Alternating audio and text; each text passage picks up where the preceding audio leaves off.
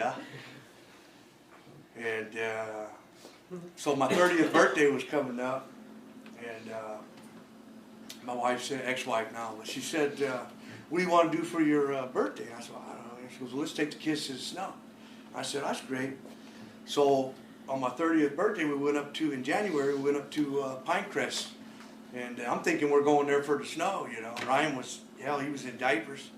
And I'm thinking that, you know, we're going to take the kids to the snow. And we pull down to where the cabins are. And all of a sudden here, all these family members start coming out. That side of the family and her sister and everything, you know. Surprise! They had thrown me a surprise birthday party and rented a cabin, you know. And I was like, oh man, this is great, you know, I didn't see it coming, you know. And then my father-in-law hands me a Bud Light. Yeah. I didn't see that coming either. He hands me a Bud Light, and I take a drink like this, and I immediately forgot about everything, and I went, what is this? He goes, this is Bud Light. Man, you got another one? And unfortunately, he'd only brought an 18-pack. Oh, wow. So I drank everything, and it was no longer about the party. It was about, I need some more to drink, you know. We were snowed in and couldn't, golly, it was miserable, you know. Because I tell people, the only thing worse than drinking, the only thing worse than not drinking is not getting enough once you start. And other people don't understand that. They don't crave alcohol. Yeah. But anyway, that sparked a 10-year run for me. You know, no longer bars and none of that stuff. It was I was just drinking home on the way home from work, and then started going. Gradually started leaving on lunch and started drinking. You know, then I'm drinking before work. You know, became my truck was the bar. Yeah. And things started to just, I hit it for a long time, and then things just started to spiral down. Yeah. And I ended up in, after a lot of mess, you know, me and my wife ex-wife had gotten in a fight, and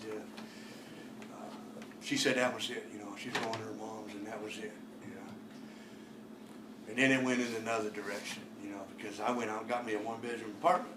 And right across from Long's, you know, they don't have Long's anymore, but they always have booze on sale, yeah.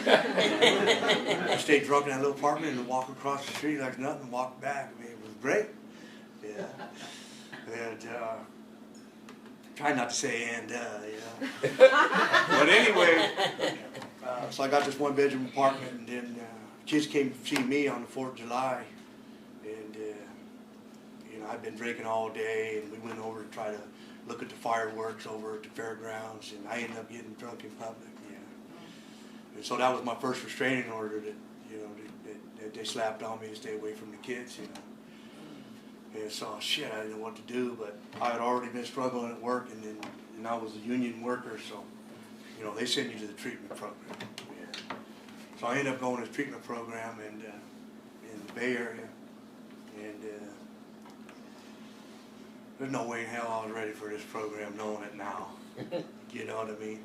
I might have been ready to stop drinking and get everything back, but there ain't no way in hell I was going to make a decision to turn my will, my life over to God.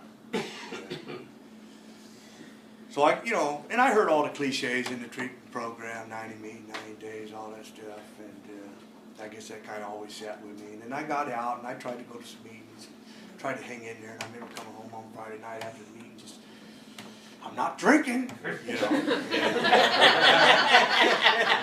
This real restless irritable discontent. I would always, you know, after 28 days in treatment and then 30 days worth of meeting, hell, I need to drink. You know? You just start with just simple old sick fat, you know, and then bam, you know, I didn't. Every time I picked up a drink, I never told myself, I think I'll have a drink and go back to detox, you know. But that's the truth. It's usually just, man, a drink will make me feel better, yeah. So anyway,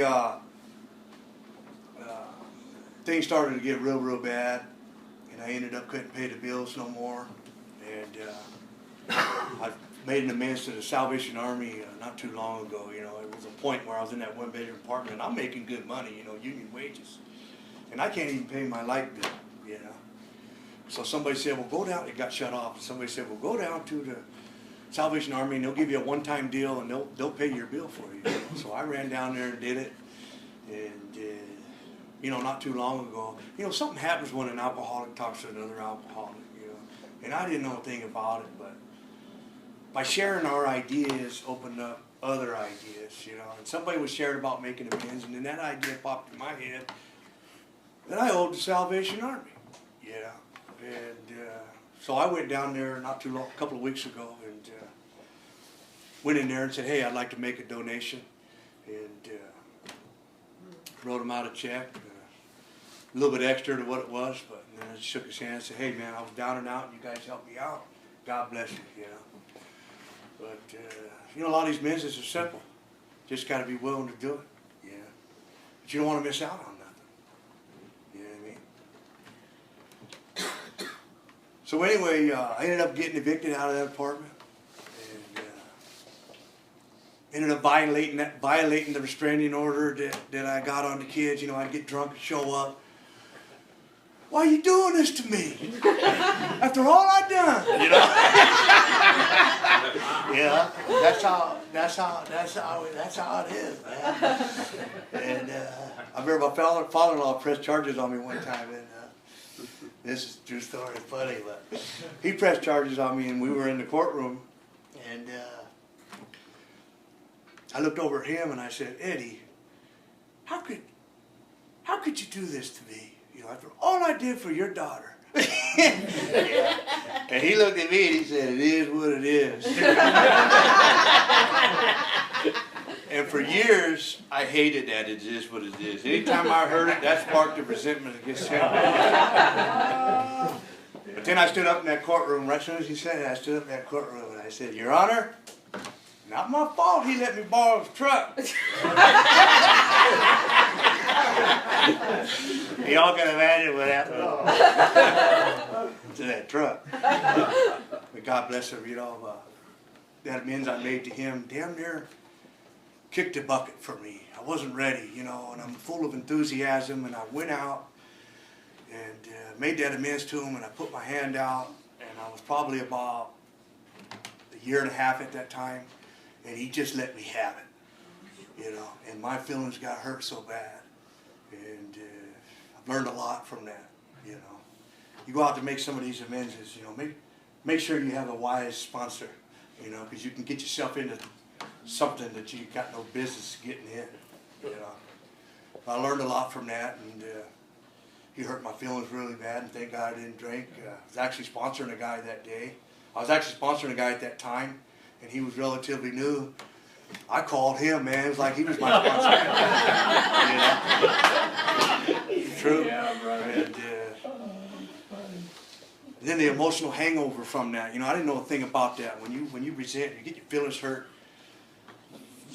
Boy, the next day you just pay for it. You know. And,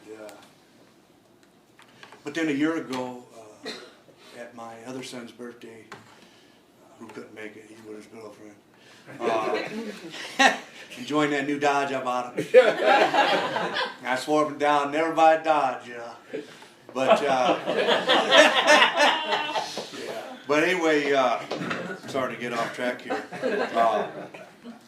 At my other son's birthday party, my father-in-law whispered to my son, he said, you tell your dad I'm proud of him, you know. So I knew it soaked in, and then we had shook hands not too long ago, and it just kind of went away like that.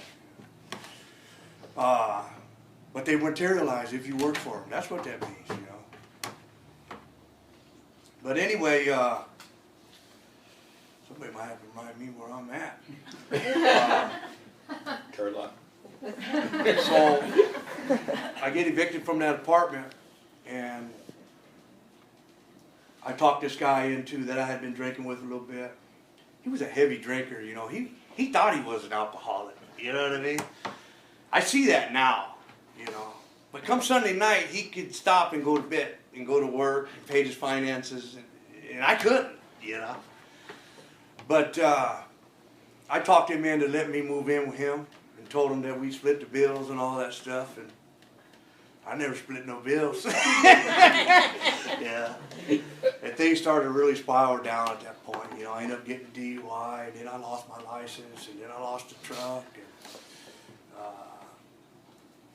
some failure appears, and things just started stacking up on me, you know. And he finally threw me out. You know, at first I was living in his garage, and then he finally threw me out. But you know, there was some apartments next to us, and these Mexican guys, you know, like field worker type. I'll sponsor one. Yeah.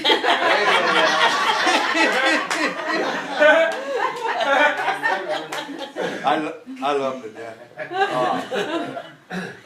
Field worker type, you know, they had these apartments there, and those guys would drink their beer like crazy, you know. And I had nothing to drink, yeah. And they would leave their beers on the fences, and some of them had about that much in them, you know. And I'd go over there and drink them.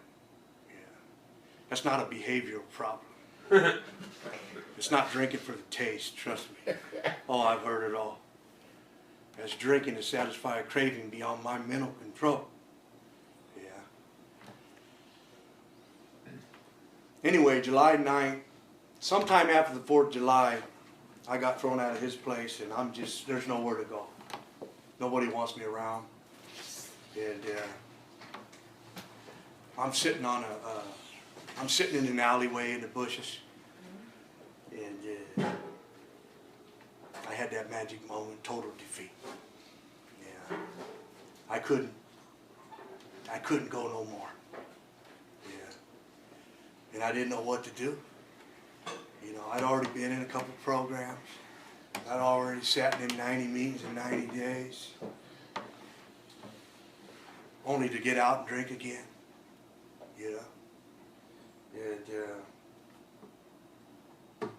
I ended up getting a hold of a guy, God bless him, named Jim Cody in the Bay Area, and he ran a little halfway house deal.